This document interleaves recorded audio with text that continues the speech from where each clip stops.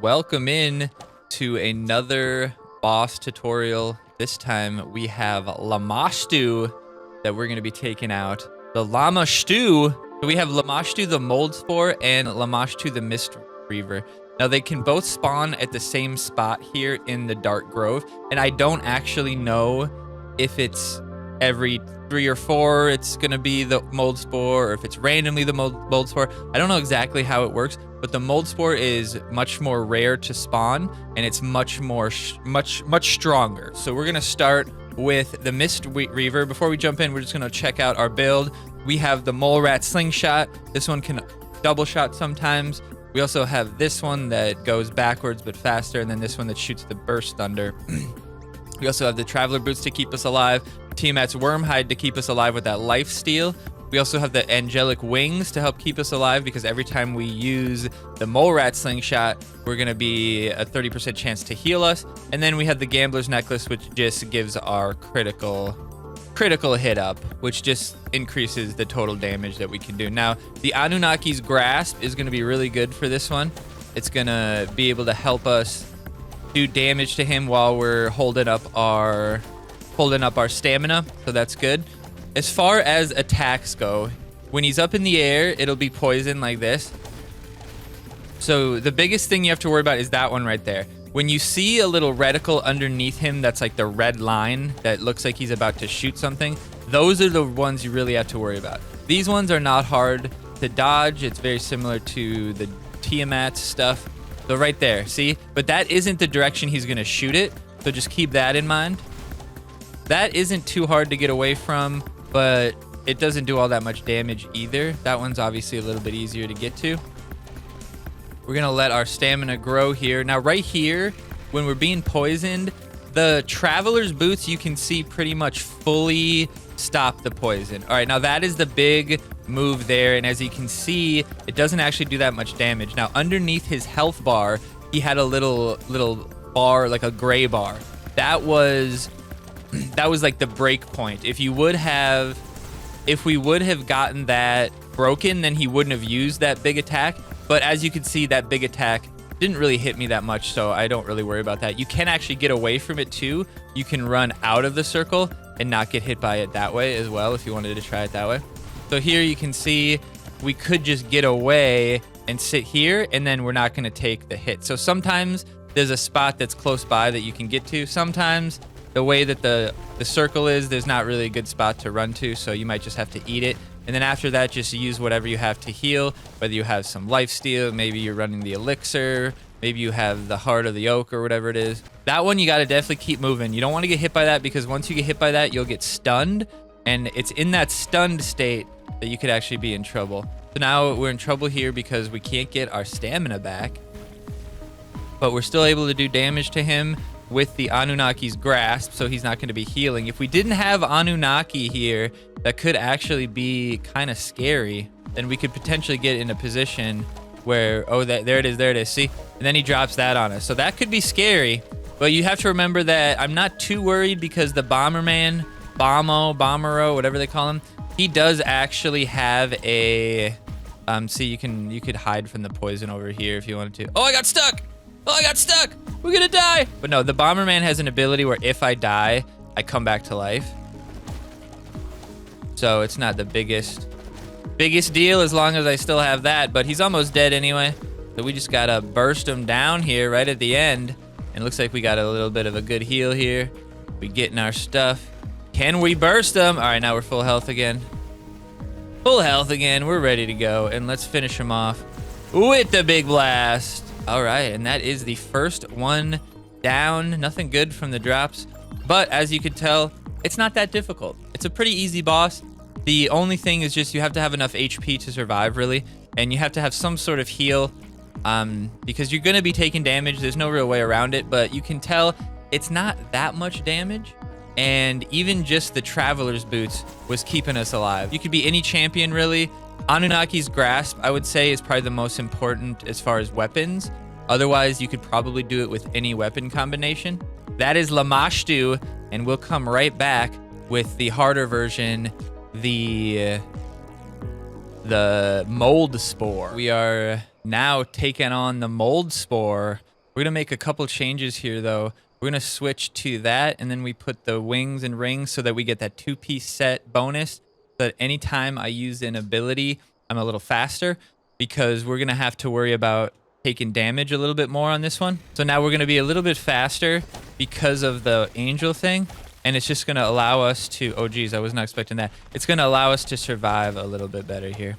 What we're gonna have to worry about here is that final big hit that he does. That actually might be really impactful and might be a lot of damage. So we're gonna have to be careful on that one. We have the Anunnaki's Grasp as close to us as possible to lower the damage that he puts out on us, just to keep us alive, because longevity is gonna be the biggest part of this one, I think. And then we have this one so that we can use this ability and just focus on being quick. We can still do damage to him. We're not gonna lose stamina, but we can just worry about moving around quick. That quick movement is also going to help us get more value from the Traveler's Boots. So that's going to keep our health up as well. I don't think I need the extra hit there. I think we're doing pretty good of avoiding it with the speed boost. So let's do the extra damage and get this done quicker with the Anunnaki's Grasp. That is not the same reticle that shows that it's going to shoot that, I don't think. So that might be a little bit of a difference. All right, now we're going to be, every time we use an ability, we are a little bit quicker because of those angels. So even though these abilities don't increase my speed like the Wind Force does, I still see an increase in speed because I'm using them. So that let me get out of that hit again. So we're about halfway done. He did start with 30. Now we want to get out of here for this, because this one we do think that he's going to be able to hurt us with that. Like, I don't really want to see how much that's going to hurt. It's probably a decent amount. And he did not get healed there, so that's good. Good spot here. You can tell with the other one, we cared less about getting hit, and you could kind of tank stuff through a little bit more. But this one, a little bit higher level, a little bit higher damage. You got to be a little bit more careful. Not too much different than the other one, just honestly, just stronger. The damage is higher, and overall, see, now we're in trouble here. Now we're in trouble. We're gonna die. But remember, we do have that revive with this guy if we really needed to. But he's almost down anyway. But we have our endurance back, so we should be able to get the heals. Yeah, we got the heals. Good job. Little scary there for a second. But yeah, as long as you got the stats and a little bit of heal, should be able to do it. Oh, we got Corrupted Dagger. The second version is down, soloed. Not difficult. But just a little bit, you just gotta be on your toes a little bit more because you don't want to be taking all that damage. All right, so it's the Dream Weaver. It's not the Orb Weaver. I don't know what Orb Weaver. That's a hard word for me to say. So you go to that upper little area and it takes your Valor. So it's kind of a dungeon. And then you take him on. I imagine he's gonna be stronger than the last version. We'll find out. So he is level 120 versus the other was 118. Let's see what we got here. If it's the same exact thing, but he's just stronger, maybe we'll be able to take him out. But we will find out. So that looks like it's a AoE that sits there for a while. So that could be potentially dangerous if that ends up being on a lot of different areas. That doesn't seem too different. I feel like I have to be further away from him when he does the... Oh, we got away from that one. When he does that one move, because otherwise... He's really fast there. If I just keep my abilities coming, though, I stay fast as well. That one, that's fast, and he shoots 2 or 3 out. That's scary. So it's a little bit more difficult because the things are faster. Those fire things obviously make it a little bit harder.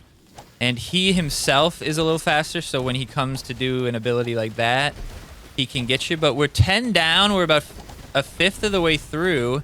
And nothing has felt too challenging, so this feels pretty good. Uh-oh.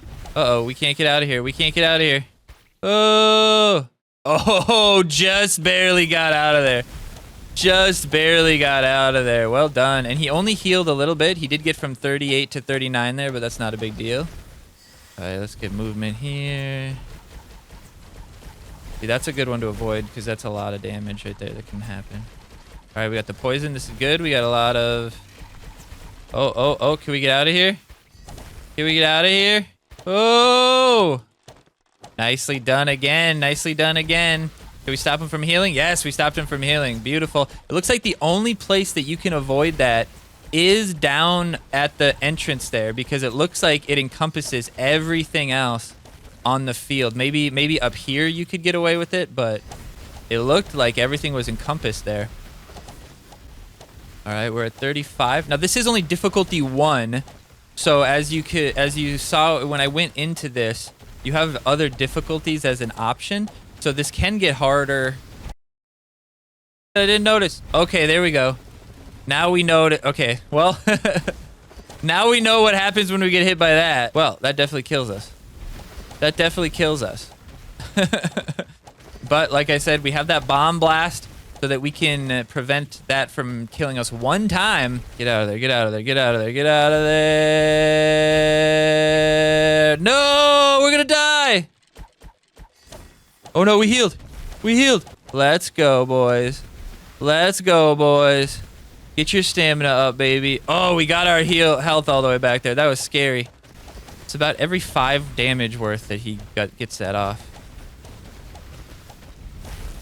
I'm sure that's just a timing thing, but it'd be interesting if every time he hits like 5 tiers broken, he does actually use that. But he'll probably use it right when we're about 1 energy left. But I'm gonna stop shooting here so I get my energy back. All right, good. We dodged that one. We're only at 3. I honestly was not expecting to be able to beat this when I jumped into this. I was expecting it to be much different and much harder and having more mechanics, that maybe the mechanics were meant to have like more people.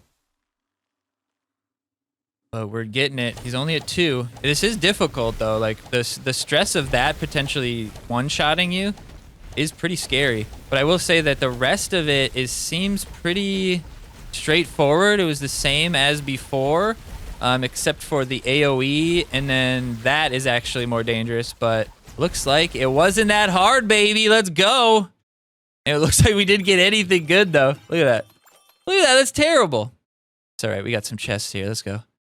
Nothing really. Purples? Why are purples an option? Bestiary or whatever. And we have the Dream Reaver right here. Beautiful. Look at all the stuff we could have gotten, and we got none of it. Sad. Sad. But not bad. Not bad at all. And now this teleports us out. And there you go. That is all the iterations of Lamashtu. Lamashtu. Lamashtu, not Namashtu. I was thinking Namaste. But we got the Dream Weaver. A lot of gear here that could be good for him. We got some Dream Weaver keys here for the chests that pop up in there every once in a while. But I appreciate you guys stopping by and exploring the wonders of the Dark Grove and the Lucid Dreamscape. I appreciate you guys. We also can do a different difficulty now. So we can increase the difficulty. It doesn't seem like it changes the drops at all, but maybe the 3rd tier changes the drops. So we could jump into the 3rd one and see, or to the 2nd and 3rd one. And my guess is it just becomes a little bit harder. Maybe there's some nuances to the abilities that increase, but would you be able to solo it? Honestly, maybe, as long as you can survive the poison that's always there, as long as that's not doing crazy damage to you, you can pretty much avoid all the damage on this guy. So definitely a very soloable, very fun, and a little bit harrowing to try to survive that. But we got to give credit to the Angel Wings Amulet and the Mole Rat Slingshot combo, being able to use this ability just really quickly and getting the 30% chance on these, extra movement speed. Very, very helpful. And then the Traveler's Boots was good to limit the value of that poison. All right, everybody. We'll see you guys on the next one. Don't forget to like, comment, and subscribe if you want to see more Heroes Land content from me. And check out all my other videos. They're all in a playlist right now. Check out my other videos. Some are for fun, some are for learning. And we'll see you guys on the next one either way. Peace out. Thank you so much for stopping by. Bye.